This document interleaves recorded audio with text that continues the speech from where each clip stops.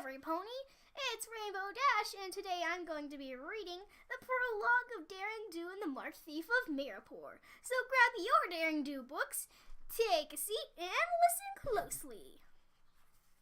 The colossal silver unicorn glanced back at his mud-smeared flank and cringed. The dirt didn't cover his hideous scar entirely, but hopefully the blanket of the midnight darkness would dim the monstrosity.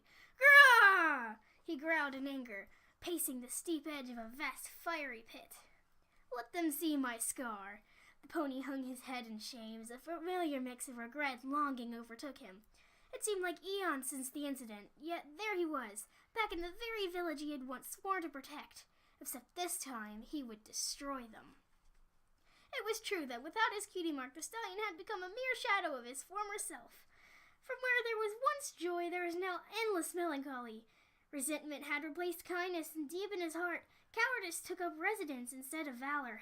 But the worst part of all was that the inimitable magic that had made him so special in the first place had been damaged beyond repair. Or so he had thought before learning of the Vexious Hex. All it required were a few small sacrifices, some ancient relics, a captive audience, and a little golden pony. Relatively nothing when one considered the reward. If the hex succeeded, the silver stallion would gain everything back and more. He might even become the most powerful unicorn in Equestria. He smiled deviously, thinking of all the ways he might use his newfound power. Things were finally looking up now that he had learned a plan. He stole one last look at himself in the reflection of the large glass vial between his unruly green and black mane, bloodshot eyes, and the scar on his flank. He was unrecognizable. What would the villagers think of their celebrated hero now? That statue in the center of town should be destroyed. The stalwart stallion of Naples. The pony sneered as he strode back and forth, watching the molten lava bubble up and fold over into sizzling creases. Such a venerated champion, it makes me sick. He tore off a piece of a rusty steel bridge lying nearby and tossed it into the fiery goop.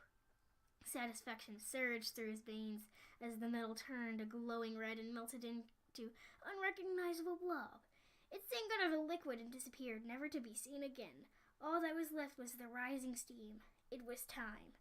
The stallion took one last look at his lair and took off in a canter up a narrow dirt tunnel, his mane and tail billowing behind him. Tonight he would strike again to get closer to his prize, and there was no pony in all of Equestria who could stop him.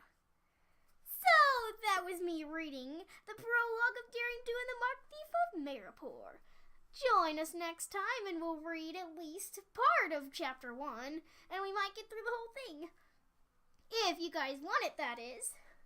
I really hope you enjoyed this, and I know I'm not the best reader and I mess up on some words, but that's because I'm not exactly the biggest egghead, unlike Twilight. She could read this with ease, but not me. I'm still working on that, but I hope you enjoyed it anyway. So bye, and don't forget to subscribe and like it.